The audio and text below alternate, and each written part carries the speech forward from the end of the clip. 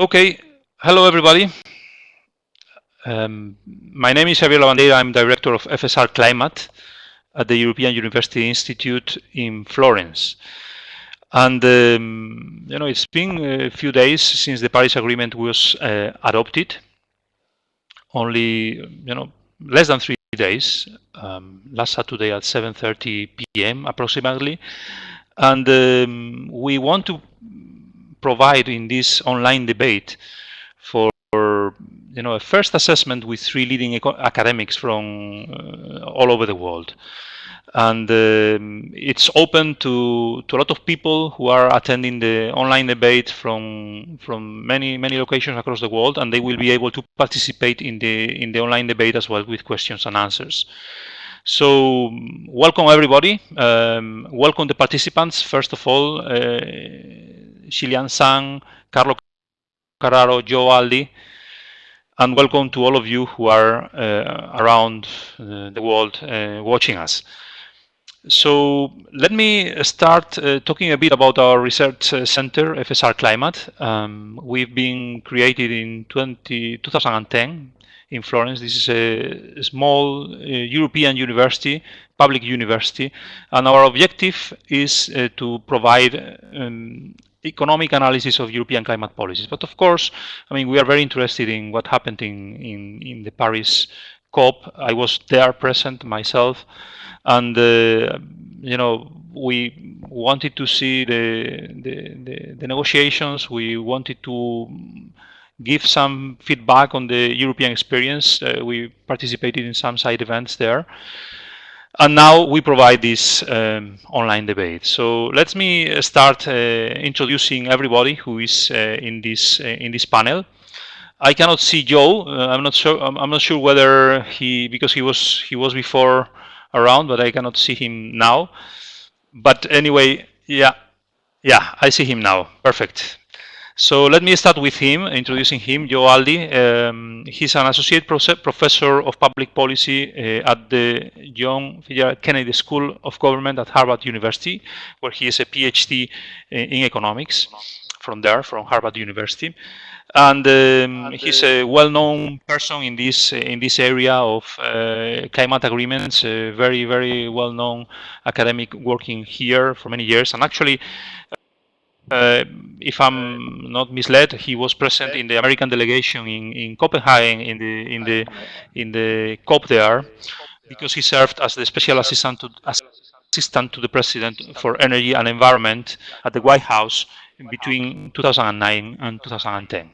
So thanks, Joe, for being here with us. You are talking from Boston. Yes. Then we have also Carlo Carraro, a very well-known person, also a very well-known academic in Europe and elsewhere on climate change for many years.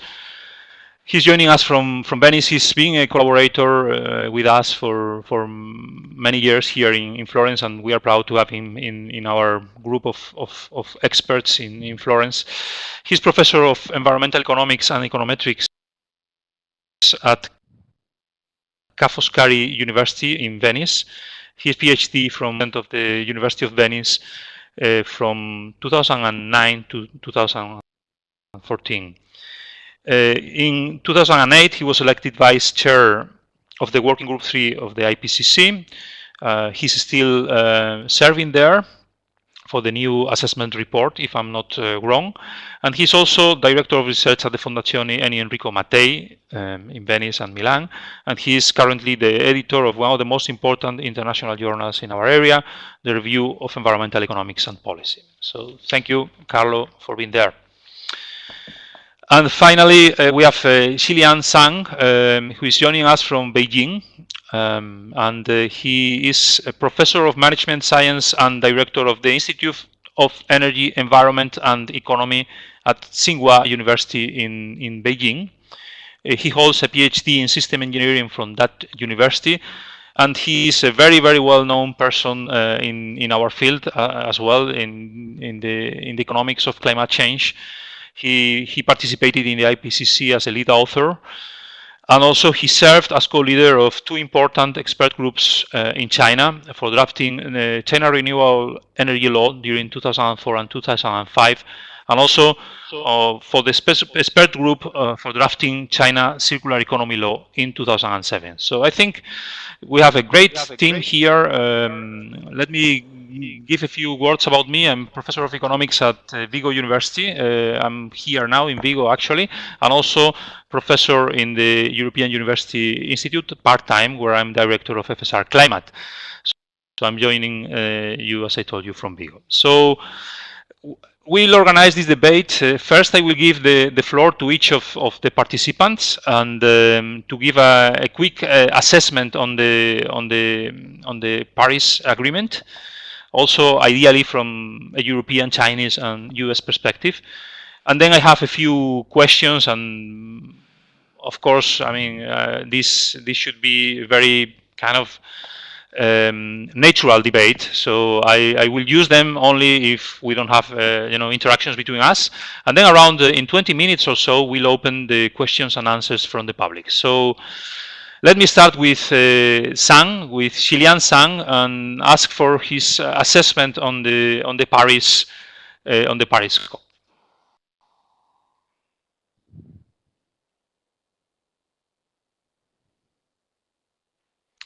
Well, I think we are having problems with Xiliang, so let me go with Joe then, with Joe Aldy. Make three comments on the policy approach. Yeah, can you hear me? Great. So let me make three comments on the policy approach in Paris, and then three comments on my impression on the politics and the diplomacy. I think first, a key characteristic of the Paris Agreement is that it is broad. We have more than 180 countries have submitted their nationally determined contributions, effectively their emission mitigation pledges, and as a result, by being the first truly comprehensive and global agreement, it has the potential to be effective. Second, we have, for I think the first time, really designed a long-term framework, designed to have periodic reviews of both individual country actions as well as a periodic global stocktake that will provide opportunities for learning and updating emission mitigation pledges over time. And thus, I think we have the potential for a durable policy approach. And third, transparency has been a very key part of the negotiation, certainly from the perspective of the United States. Transparency, I think, has been elevated to a really key part of the Paris Agreement. And in doing so, it really tries to affect or implement the review of this new pledge and review approach. And if, as we deliver on the implementation rules of transparency in the coming years, if we do so in an effective manner, I think we have the prospects for a credible, potentially credible approach to climate change. So I think the three key characteristics of being broad, long-term, and transparent means that we have something that's potentially effective, durable, and credible. Three quick comments on the politics and the diplomacy. I think what we're seeing here is an evolution in international climate policy that is being built on strong domestic action on the ground. I think second, I'd be interested in hearing others' takes on this. I think the U.S. and China working together over the past year and a half has been really effective at driving a positive dynamic in the negotiations. And third, I will say, while I was at home changing diapers and not attending the COP in Paris, my sense from speaking with some of my former colleagues from the U.S. government, as well as some of my academic colleagues, the French did a lot of things right in building a positive kind of environment, an inclusive approach to the negotiations, and for that matter, even serving good food at the COP, which isn't always the case. But all these help, I think, promote a really positive environment for the negotiators to try to find common ground. Thank you, Joe. Let's try again with Xiliang. Let's see if it works now.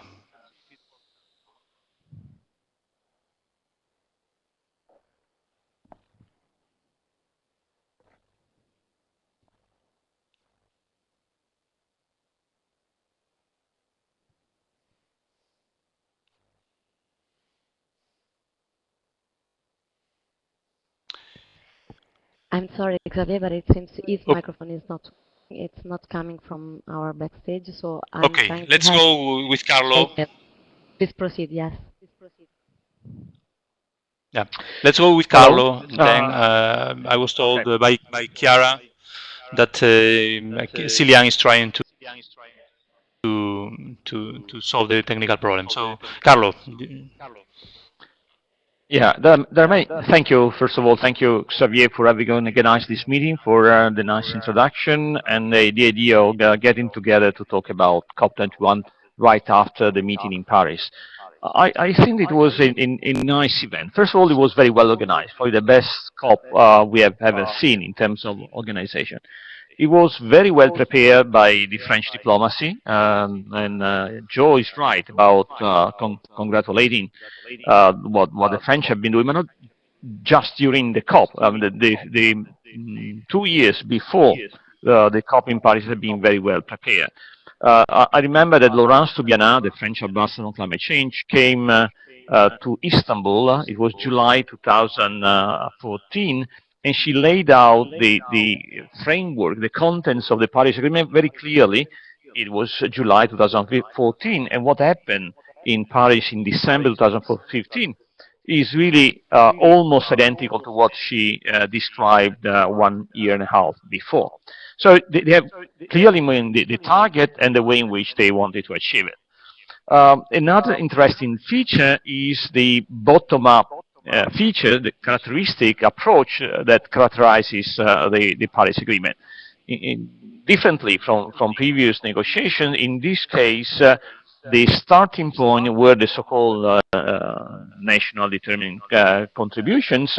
There were a sort of voluntary pledges, a decision made by countries, not in a cooperative way, but rather from their own self-interest, or the interest of regions in which they were working on. In particular, the European Union had a common strategy, but also the Chinese and US negotiations and collaboration was very fruitful in creating an environment in which no one wanted to be left out of this agreement. This is why 187 countries at the end agreed to commit to some pledges to reduce or control their own emissions.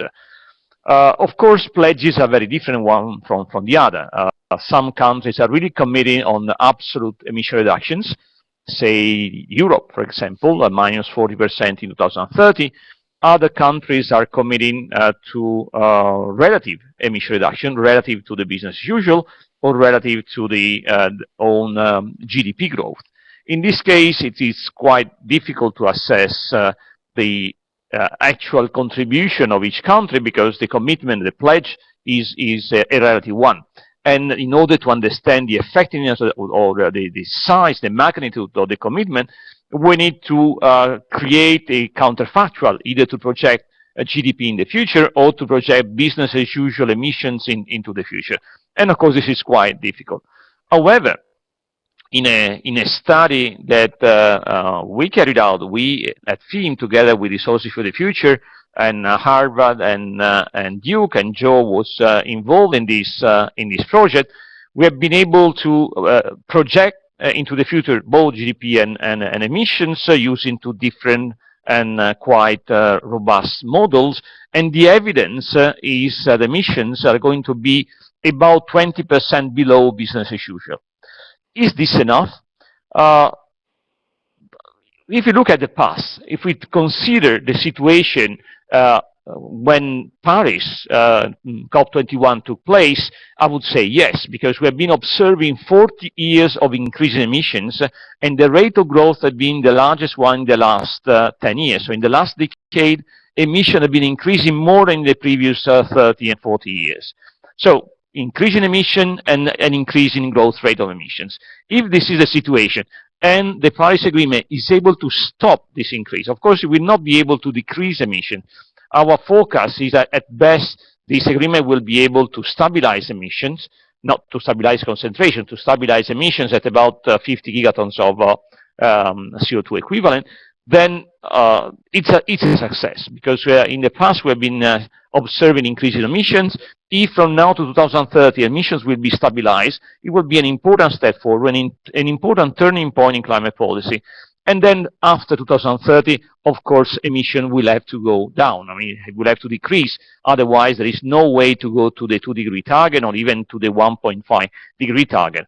On this matter, I think that the IPCC has been quite clear. It's almost technically and economically impossible to achieve the 2-degree target without technology to remove CO2 from the atmospheres. And of course, the ambition to achieve a 1-degree target, which is in the Paris Agreement, which is an important component of the statement that countries agreed in Paris, depends on the availability of these technologies. This is another important matter, that technology development, research and development, technology transfers, all these components which are in the Paris Agreement, in one of the articles of the Paris Agreement, will have to be developed further in future years. So I think that the Paris Agreement set a framework, identifies some measures, the NDCs, which are important to stabilize emissions, but leaves open a lot of questions that we will discuss probably later, but which are the real important steps to be undertaken in the coming decades.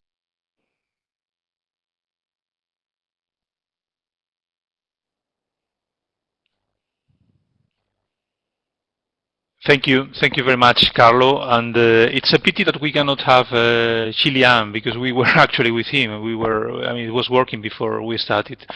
But anyway, let's go ahead. And as you know, well, there are some people who are increasingly criticizing this agreement. I think that many economists are optimistic about the result, or positive about the result. Myself, I'm positive as well. I was commenting on this in the Spanish media, but increasingly you see other people, being less positive about this, and also talking about a failure in Paris. So what I wanted to ask you both, as experts in international agreements, and you, Carlo, are one of the leading persons here in using many years ago game theory to deal with these matters from an economic point of view. So is it a voluntary approach like this able to work in a problem like climate change, where we have all these strategic interactions, etc.? What do you think? I mean, is there any philosophical kind of problem, in this approach, or we can overcome, these kind of strategic constraints that we may have with this bottom-up global approach? My impression is that it's not a cooperative agreement by definition, by construction. The way in which countries have been negotiating and the French diplomacy have been constructing this agreement is certainly a bottom-up. And therefore, it's a non-cooperative agreement from a game theoretic viewpoint. Nevertheless, it achieves, as I said, an important outcome, which is stabilization of emissions. Next step will need to go further. Next step will need to create the conditions to reduce emissions, not just to stabilize emissions. However, technological developments will help the evolution towards a true collaborative cooperative agreement, and I believe that technological development will be quite important, quite relevant in the coming years. And secondly, it's also a matter of trust, of identifying collaborations at the regional level and not just at the global level, creating groups of countries, coalitions of the will, in clubs, whatever you want to call, but certainly a group of countries that start cooperating on some specific important matters. Suppose that in R&D coalition form, it's crucial to invest more on research and development. Investments on energy research and development have been declining over the last 20 and 30 years. It would be easy to, and there are the conditions for this kind of cooperation to be beneficial, it would be easy then to create a coalition of countries working in a more effective way into the development of new technology. This is just an example. There could be other ones. But certainly during these 15 years, we will observe the emergence of this kind of collaboration that may end up in 2030 with a true collaborative agreement. In the meanwhile, we have a non-cooperative one. I mean, fine. If this is what international diplomacy can deliver, I'm more than happy because positive outcomes are there. The Paris Agreement is certainly a turning point. Thank you very much, Carlo. Let's go now for Xiliang, who is here. So go ahead, Xiliang. Let's see if it works now. Yeah, it works. I changed the computer. It works now? Yeah. Okay, great. Okay, okay. So according to my observation, so I think the Paris Agreement is a big success. So and in many senses, including the reaffirming the targets of the degree targets, and also we explore if we can reach 1.5 to 1.5 degree targets. So I think it's for developing nations to reaffirm this is also make a lot of sense. And also I also agree with Zhang is about the MRV. So there's a lot of progress made in the MRV. Although in many developing countries, even China, so we also have the capacity problems because recently, so I involved in the design of the Beijing carbon emission cap and trade scheme. So I really know the situation about the carbon dioxide emissions, the statistical reporting and the verification. It's a lot of there's a lot of capacity building needs. But anyway, so we make a lot of progress in this way. I think the most important is for me is the broad participation, and also this agreement could lead to a result of self-enforcing because in the past the international agreements is dominated by the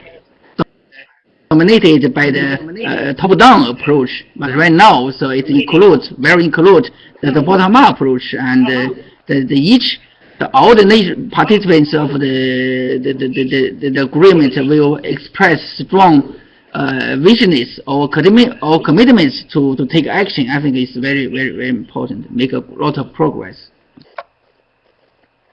And also, from China's perspective, I think it's also the agreement, the signals sent back to China. It also it will be help the society and the whole China to reach the consensus and also the awareness about the issues of climate change. I think it's also make a lot of sense for the Chinese business in the future to take action.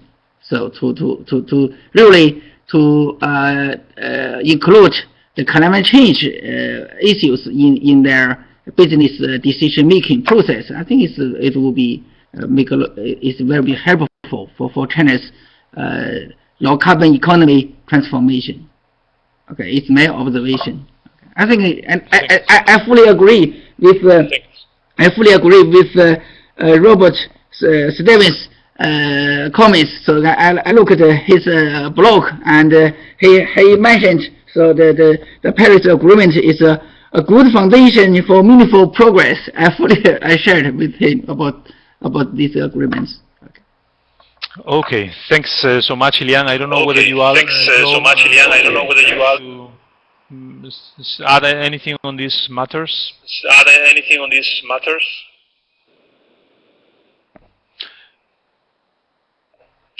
Let me say one thing in regards to what Carlo had said about the nature of the agreement and how we think this can actually move forward in a positive manner.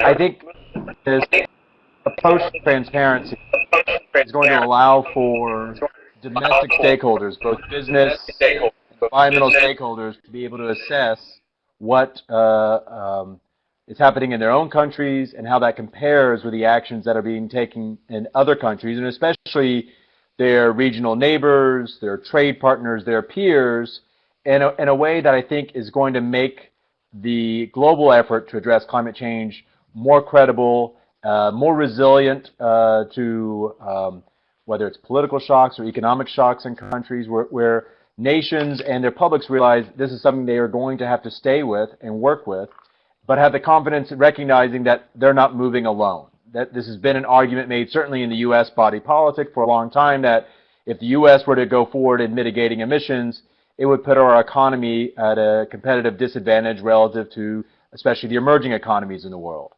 I think the cooperation between the U.S. and China, first in announcing what their overall targets would be in November of 2014, and then in September of this year, elaborating what their domestic policy implementation will be, it really helps to address and minimize the effects of that argument in the domestic politics here. But I think it's also something that can feed into the kind of dynamic that some countries, as well as the EU going back to Copenhagen, would have aspired to, which is to say, here's what we can do going forward. If you're willing to match us, we'll ramp up and do something even more ambitious. And so we saw in the Copenhagen negotiations where the EU said, we'll go to -20, but if other developed countries and major economies come along, we'll go to -30. That didn't happen in Copenhagen. But I think we may see something in the evolution of the negotiations here where we have the periodic review, we have the global stocktake, we have the opportunity for updating the ambition of our targets, that as countries look at what each other is doing, they will gain a confidence knowing that as they move forward, they're not moving alone. And I think that kind of process, while it's not compulsory, it's not subject to a compliance mechanism, I think that kind of process from a diplomatic standpoint can actually yield that kind of positive momentum towards a more ambitious approach.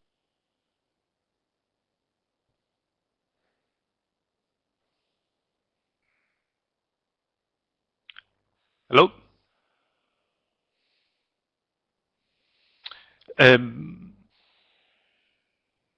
I lost you. I lost you, Joe. So let's continue. And I would like to raise now the issue of carbon pricing. You know, economists are really in favor of this, but I think that we are almost alone among many other stakeholders in defending the centrality of carbon pricing for climate policies and for progress in this area. So I would like to know your opinion on the role of carbon pricing after the Paris Agreement, and also if we could think in this instrument also as a way to raise funds to be able to, I don't know, share technologies, as Carlo was suggesting before, or as getting money to develop these technologies through research, etc. So Carlo, what do you think of carbon pricing after the Paris Agreement?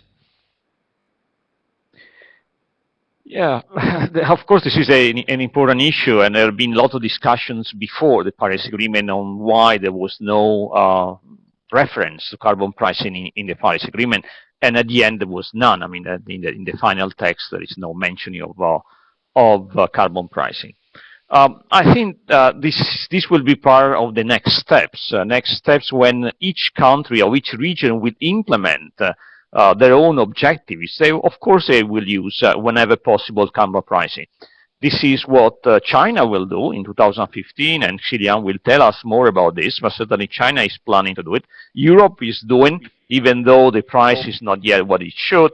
There is an effort to change the rules of the emission trading scheme, and there was a very nice conference that you organized in Florence a few months ago on this specific issue. And the effort of the European Commission is really, and the European Parliament is really to modify the rules of the emission trading scheme to get a better price in the European market. The same will happen in other countries, either through emission trading or through carbon taxes, or both. The implementation phase will see emerging a lot of pricing of carbon. And there is a fundamental reason behind this. First of all, as you said, revenue raising. The carbon pricing or emission trading will be one possible way to get funding for technology development, research and development, and technology transfers. but also funding for cooperation with developing countries, the famous Green Climate Fund, and all resources to developing countries can be easily raised by using carbon pricing. There is also a final element that I would like to emphasize, which is efficiency. The Paris Agreement, from an economic viewpoint, is inefficient. We have been computing the different marginal abatement costs, which are implicit in the different pledges, in the different national determining contributions, and there are huge differences across regions. But if the marginal abatement costs are different, that implies by definition that the agreement is not efficient. There are gains from trade. Gains from trade calls for a mechanism, market mechanism, and therefore pricing for carbon that will allow countries to reduce the cost of implementing the national determining contribution. So there are strong economic incentives, not just a political will to introduce mechanisms to implement domestically the NDCs, not just mechanisms to raise revenues to support technological cooperation and transfer to developing countries, but also incentives to make the agreements, the Paris Agreement, more efficient. These different marginal abatement costs will call for carbon pricing in the coming years, and we will see these mechanisms appear. Thanks, Carlo. Before I give the word to Xiliang to talk about this, I would like to open now the possibilities of the audience. We have plenty of people following us. I can see them. So I would open the possibility of the audience to send us questions, and I will select a few in the remaining time that we have. So Xiliang, what do you think of carbon pricing after Paris, and what's the perspective in China for the next few years?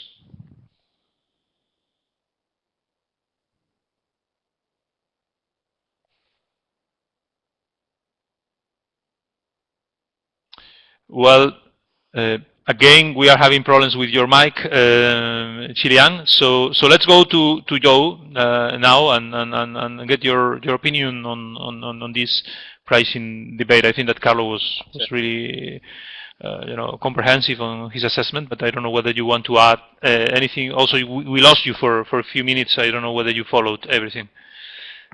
So let me just note on carbon pricing. I think that we've seen a fascinating evolution of the debate in the United States, where the intent was 6 years ago to do cap and trade and to price carbon through that mechanism. Now we have, through the Clean Power Plan, a policy that is going to work through the U.S. states. And while it may look on its face like conventional regulation, I think in practice it will look like carbon pricing. We have a number of the states, California and the states in the northeastern United States, have already implemented cap and trade programs in their power sectors, and I think that will become the norm as more and more states implement their programs under the Clean Power Plan. So I think there still clearly is a signal, even in the U.S., of carbon pricing, even if it's operating through a conventional environmental statute like our Clean Air Act. And I think that's really important when we think about the kinds of incentives necessary for innovation, the kinds of incentives that are necessary to drive business decisions that can be lower carbon intensity, lower energy intensity, and better for the climate. And I think the real question, as Carlo alluded to, though, is we may see, as countries implement their domestic programs, some efforts to try to be cost-effective through carbon pricing, but we still may fail to realize a lot of the potential gains in effectively equalizing prices or trading across countries. And I think there are opportunities for countries under the Paris Agreement to voluntarily enter into arrangements that would help to close these kinds of price differentials that Carlo alluded to from his economic analysis.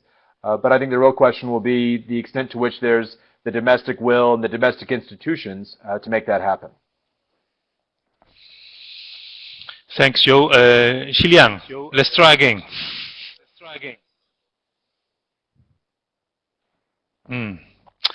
What unlucky we are today with the technical issues in Beijing. So let's, we have plenty of questions coming from the audience at the moment. And we'll keep trying with you, Xiliang. But let me first ask Joe and Carlo, while we solve your issue, on a couple of questions that are related, and they come from Giuseppe Montesano and also from Desta Fitwi, and they're related. And you know, what's the role of this agreement for the business sector, and in particular for renewables in the case of Desta, and if we should expect anything at all from the agreement itself, or we should wait for national policies, national and subnational policies, to be implemented.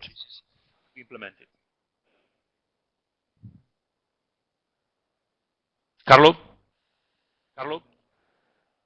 Yeah, I believe that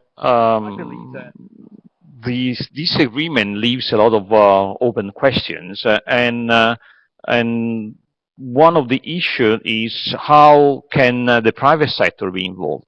I think in the future, there were some seeds of this change even in Paris, the involvement of private sectors, but also the other institutions like cities or regions will become more and more important.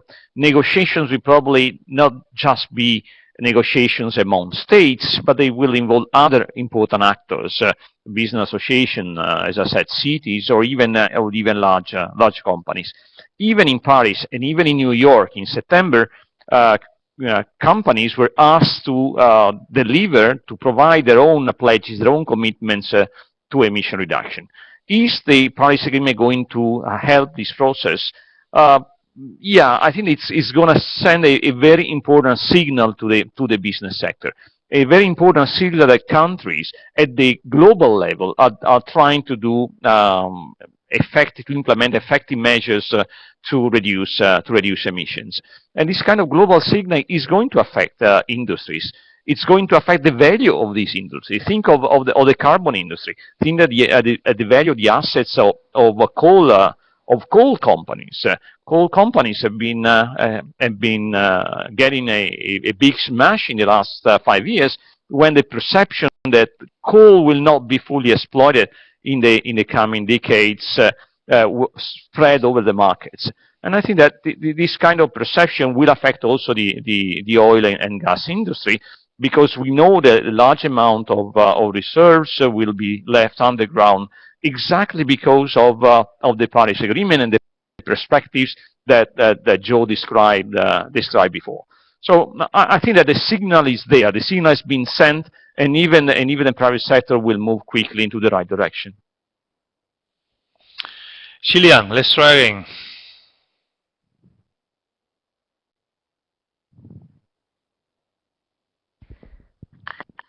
Sorry, I'm afraid he will need to reactivate his microphone from the top part, because I can see his microphone is not working at all. Okay. It's on. Xiliang, could you reactivate from the computer your mic? Let's try to do that and see if you. I mean, you have a microphone signal, and try to reactivate it from there. In the meantime, Joe. What's your opinion on these business opportunities around the Paris Agreement? So I think it's quite important. I think the signal we saw on the very first day of the Paris conference, where we had Bill Gates and other business leaders commit to making patient investments in novel technologies that will benefit the global climate. And I think what they also signaled is an interest in making sure that there are the right policy approaches and policy framework from countries and from the governments to ensure that there's a market for these investments. When we look at the sort of history of innovative technologies across an array of industries, whether it's pharmaceuticals, agriculture, IT, there's always been a role for both the private sector and the public sector. And I think this idea of we're going to make capital available for novel climate-friendly technologies, but give it time to reach its fruition, give it time to be able to become available commercially in the market and really compete with the incumbent technologies is important. And I think it also helps spur the interest of the donor countries who also announced on that first day of the Paris conference. They're interested in doubling research and development funds from the public sector. So I think these are sort of positive signals, but at the end of the day, what we really need are not just support on the innovation side and on the supply of technologies, but we need the policy framework, and especially the policy framework designed by national governments and how they implement their pledges that will draw and create the demand for these technologies. And as a result, I think that's where we're going to see the intersection of the public policy and the business decisions. I think it's important to see the kind of engagement from business leaders and in some sense an engagement that goes beyond a very narrow conventional view of just how do I maximize the value of the stock today or tomorrow, but trying to think through value from a long-term perspective that I think can benefit shareholders and can also benefit society more broadly. So I think we are seeing this sort of broader engagement of business and this intersection of business and public policy that can be positive going forward. Thanks. Xiliang, is this working now? No, I don't think so. So there is a question specific for Carlo.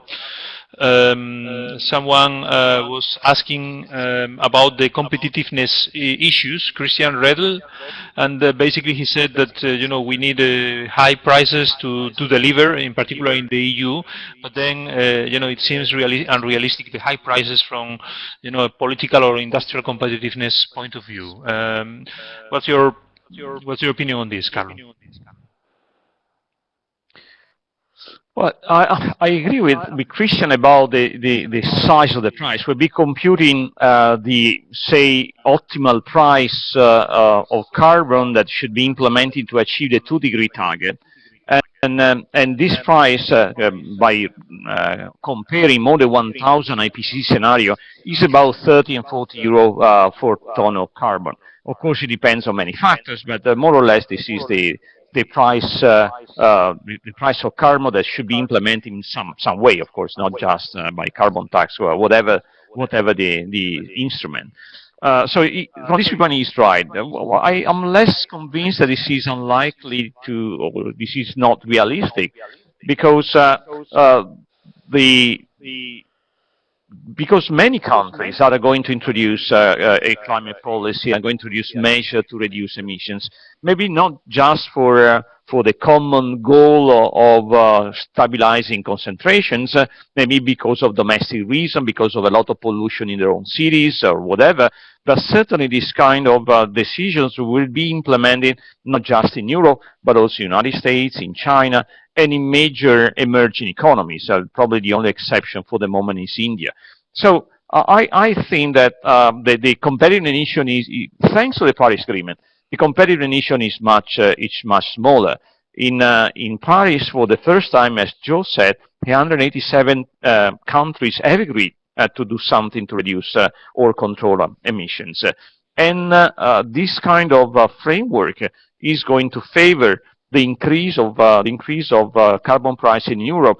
These are the ideal conditions to move on and modify the emission trading scheme for Europe to adopt a higher price for carbon. This is going to happen anyway, otherwise Europe will not be able to achieve the -40 target in 2030. Thanks, Carlo. And now I have a question for you, Joe, from Jean-Michel Glachan, who is the director of the Florence School. And basically, Jean-Michel says how Aldy could convince the review of national pledges in the future will work to push us all ahead closer to real fixing of climate change. What's your point of view? Thank you. And Jean-Michel, thank you for the question. I think the key thing here in the pledge and review framework and how it can actually drive us to more ambitious action is having a review mechanism and having transparency that can deliver real benefits to those countries and to the leaders of countries who are delivering on their pledges, and at the same time deliver political cost on those who fail to deliver on their pledges.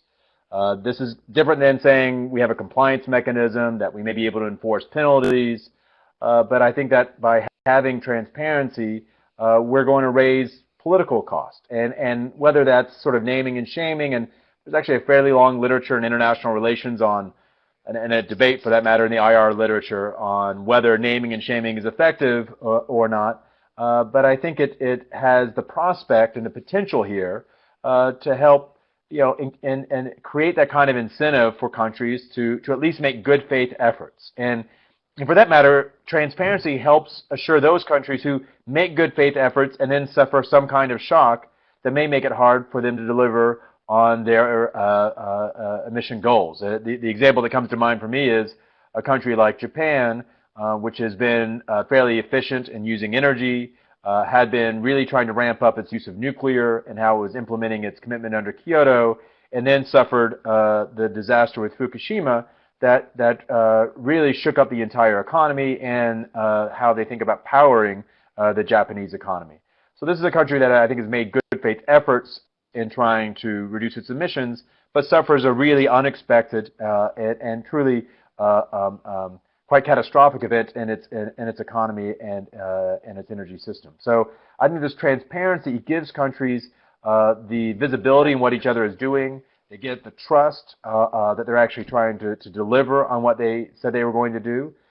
Having said that, I think at the end of the day that if a country fails to really deliver on their actions, the transparency may give those who are being proactive to consider implementing some kind of domestic punitive measures. And there's been debate in the United States on the use of border tax on the carbon content of goods coming from countries that aren't implementing their own domestic mitigation policies. And I think the kind of review that could be implemented under the Paris Agreement would enable countries to design such an approach if they think it's necessary to effectively penalize those who are laggards and those who are failing to deliver on what they pledged to do here in the run-up to Paris.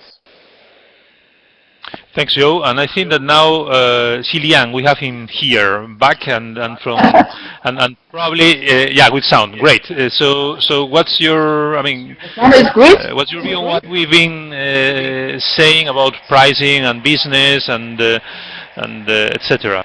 Can you give us your opinion?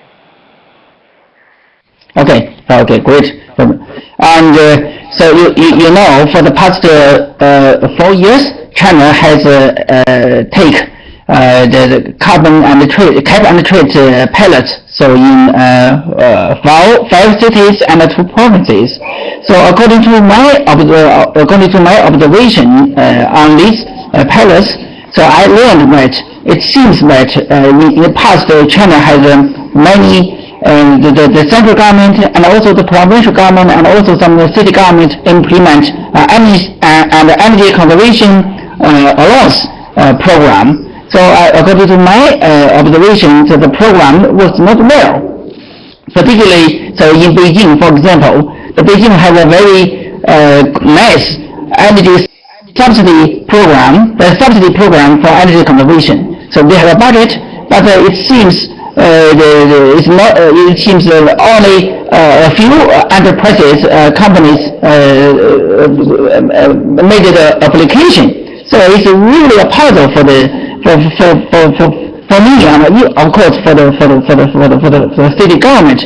But after implementing the ETS, so I think it changed significantly.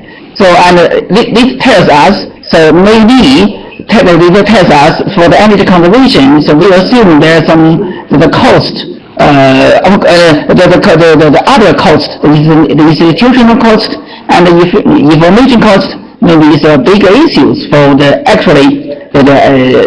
implementing of the energy efficiency projects. So so that is the carbon price, the carbon. Particularly carbon emission, carbon trade emission scheme can not only send a signal, so signal for the business investment, but also solve the information cost issues. So I think that's why China for the have a next in the year 2017 will start a national cap and trade scheme. I think it has a very important influence for the business. So in China, the national ETS will cover the energy intensive sector and also the power sector. So and it will be I think change it will be very it will have a very strong signal to for the business community to conduct business in China, and also China regards the ETS as a very important instrument to realize their NDC. So in the NDC. Thanks, Xiliang. We have slightly less than 10 minutes, so let me pick a few questions from the audience. We have Peter Wies, who is also a collaborator. He's in the European Commission, and he's asking about the CDM. He's asking whether the agreement allows for a continuation of this system. So, Joe, Carlo. Well, I think we'll. Oh, sorry, Carlo. Go ahead, please. No, go ahead, Joe. Well, I think it's interesting seeing how, and I think it happened quite late in the negotiations, the evolution of an agreement, I think spearheaded by Europe, and the EU and Brazil, on sort of a new CDM. We don't actually see that term in the agreement, but there is an article about the potential design for a market approach that reflects the interests of sustainable development, which again reflects the objectives of the clean development mechanism as it was designed in the Kyoto Agreement, and I think leaves a lot to be resolved in the elaboration of that article in subsequent negotiations. But I think there is that potential for something that looks like the CDM, that looks like sort of the trading of mitigation effort across countries in a way that is as perhaps more flexible than what we've seen before, but I think something that is still I think still quite unknown. We really don't have a good sense of what the details are, I think, from what was agreed to in Paris, but more of sort of a vision of what could be realized once we elaborate some of the rules. And I think that elaboration is going to require both subsequent negotiations, but also how countries design their domestic programs that can fit into this new international framework. Thanks, Joe. Carlo, would you like to add anything on this, or? Yeah, a couple of words. I agree with Joe. There is Article 6, and Giuseppe in his question also mentioned Article 6 and the market mechanism.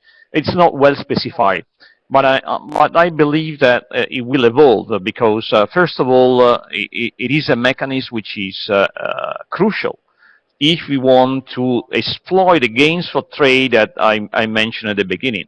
There are huge gains for trade only for the implementation of the national determined contributions, the NDCs. In the future, gains will be even higher. If these commitments are revised in the coming years, gains for trade will be even higher. So this implies that we need such a mechanism. It will be called probably Sustainable Development Mechanism and not so SDM rather than CDM. It doesn't matter, but it will be something that will be an evolution of the CDM, an integration of CDM and JI, because there will no longer be the distinction between Annex 1 and non-Annex 1. So there will be one mechanism rather than two, doing the same job, exploit the differences in marginal abatement costs. Thank you. Now, a couple of questions perhaps to Xiliang. There are, well, first one on the issue of monitoring, whether we can trust some national governments to provide good information on abatement, on strategies, etc. And the second is related to more specific, concrete kind of pledges to get abatement from a small group of countries. That's how I interpret one question from Andrei Peretnaev. So, Xiliang, what do you think of these two things, on monitoring and also, the specific responsibilities of big emitters or developed countries on these emission reductions objectives?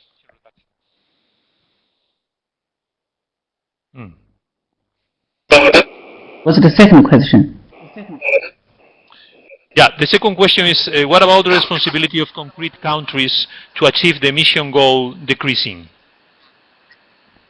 Concrete countries? So? Developing countries? Developed or major... Okay. Okay.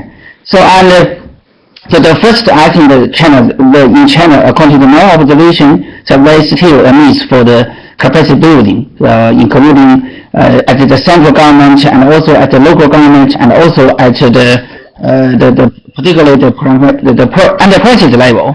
So I think it will need some time for China to get the capacity to meet very high standards for the transparency requirements. So I think the China's national carbon trade scheme will help China a lot to achieve this. So I think there may be a misleading message. So maybe some foreign friends, some friends maybe think the Chinese government is reluctant to take action. So I think it's not the case. Actually, the Chinese government, particularly the central government, very serious, very much want the accurate information. So of the energy consumption and also CO2 emission. And but the system, so it's not there. So I think particularly for the last 8 years, so since the national legally binding targets, the energy intensity targets and the carbon intensity target is introduced. It changed a lot. I mean, this also largely enhanced the capability. I think the carbon trade scheme, so the national carbon trade will help a lot for this, make a lot of help. And in 5 years, 10 years, I think the China's could be able to meet the very high quality standards. So this is the first questions. I think it's a gradual process, but I'm very confident that China will be make a lot marked progress in this. And the second question so is how the developing nations to achieve their targets. So I think the first, the domestic action is very important. And at the same time, for the least developing nation, we need some help. Need some help from the developing nations and also at the same time I think maybe and also the soft collaboration maybe is also help. So these least developing nations to achieve this target, because there are some experience and lessons in countries like China maybe also can help them to achieve their targets. And that's also why China have established a solve climate green fund to try to help the least developing nations to achieve their targets. Okay, thanks so much, Xiliang. I think it's 4 o'clock. It's closing time. We have a few questions, very interesting questions coming. I'm sorry, Daniela, Jean-Michel, Jordi, and Giorgio, because we won't be able to deal with your questions. And I would like just to summarize perhaps the message that this roundtable gave on this online debate. I think that the agreement was positively assessed. And of course, it's not optimal, but it is a good framework for progress. And I think that the 3 participants agreed with this.